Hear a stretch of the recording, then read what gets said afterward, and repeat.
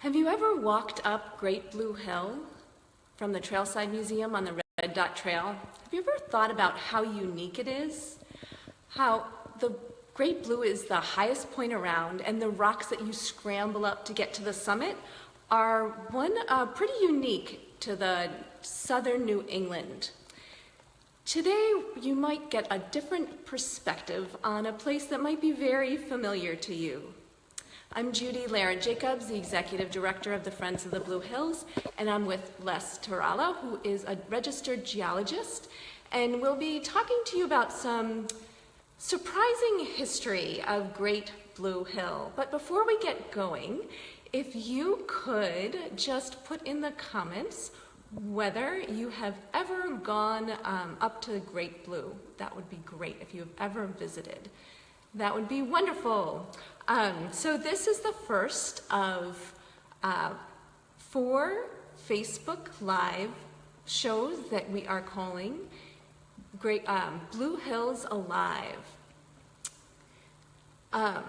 And so we're going to be having them Tuesdays at 1 p.m. So we hope you check in next Tuesday as well. If you have any questions, please just put questions in the comments below.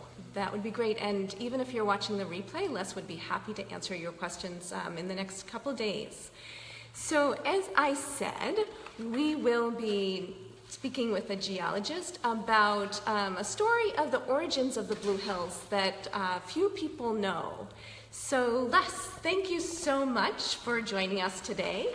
And can you start out by just giving us a sense of why you became interested in geology and why you're so passionate about this? Sure, Judy. Thanks for asking me here.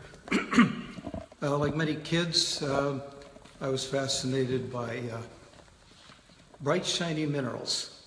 And fortunately or unfortunately, that stayed with me into adulthood. And then I discovered I could actually have a career in geology and got a bachelor's degree from the College of Mines in Arizona, graduate studies in Texas, and have worked as a geologist for my whole career. Oh, that's great. Well, I'm glad you're here today. You have so much information about the Great Blue Hill that I'm sure people would be really interested in hearing. So what is one thing that you think people might not know about Great Blue Hill? Well, based on my experience of having spent a lot of time here in the Blue Hills, few people realize that we're walking across a large igneous body. In this case, it really is an extinct volcano, is the way to think about it. It goes back several hundred million years.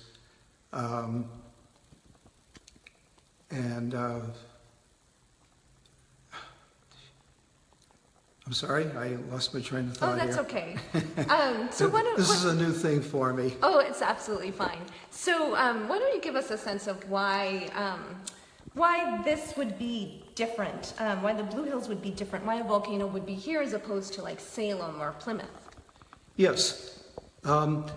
It's perplexed geologists, not only for the Blue Hills volcano, but also other volcanoes that seem to be isolated, as this feature is.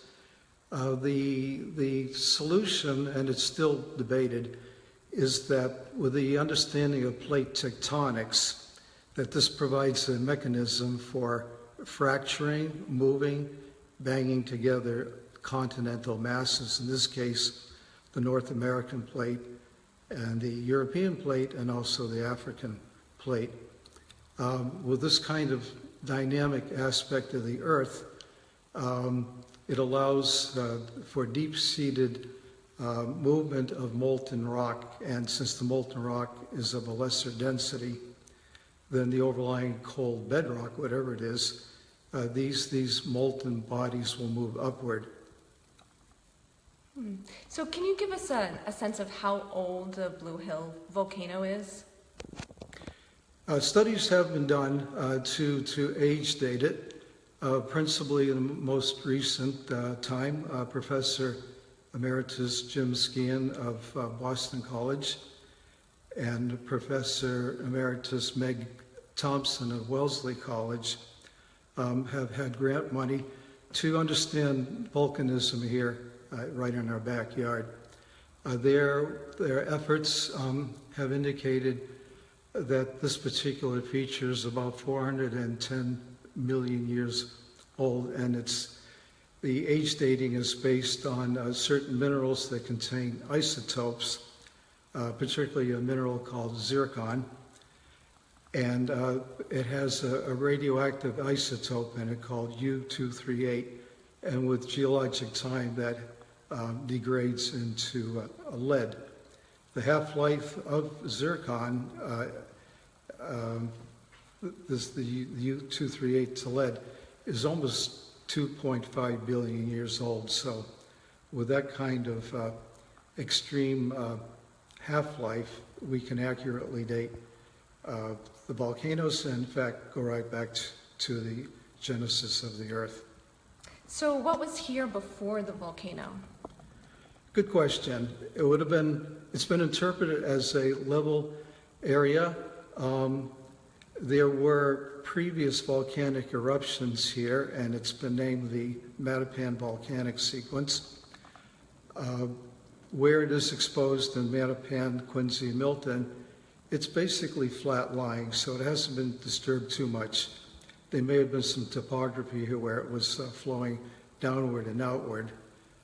But for the most part, it appears to have been flowing out gently on a level surface. The conduit was probably fractures in the earth rather than a true classic shield-type volcano. Great. So lava is not something we think about when we think of the Blue Hills. Can you give us a sense of what it is and why it would be different in the Blue Hills in this area from other locations? Yes, there are four broad categories of magma, and it has to do with the geochemical makeup of it. We have rhyolite, which is here. It's a very silica-rich magma, lava, and then it grades compositionally into an andesite, then a dacite, and ultimately a flow rock referred to as basalt. Hingham has exposures of basalt, and the North Shore has exposures of both andesite and dacite, and we have rhyolite. That's great. So if someone wanted to find lava in the Blue Hills, where would they go? Well, fortunately, we have lots of good exposures, and we can thank the glacial activity of having done that. Any trail going up to the meteorological observatory will be crossing the lava flows, which, as I mentioned a moment ago, is called a rhyolite, or in the older literature, it's referred to as a quartz porphyry. So if you're doing some homework, you'll see those two terms. And it's very well exposed on Red Dot Path, and also at the very summit, there are nice exposures there, and also the older Mattapan volcanics, which are dated back in excess of 500 million years. That's great. So can you say where's the top of the volcano? That's a frequently asked question. The depth of erosion is so deep here, because we're talking about in excess of 400 million years, that summit, wherever it was, is completely eroded away. So it's a process of both natural erosion and glacial activity, literally bulldozing and conveying away the rocks, so we don't know that. Oh, great. And it looks like Kathy Edmonds-Bennix, who gave us the name of this show, Blue Hills Alive, says she loves being in the area as a child in the 1950s. Wow, in the 60s. So, so great to hear some great memories of the Blue Hills.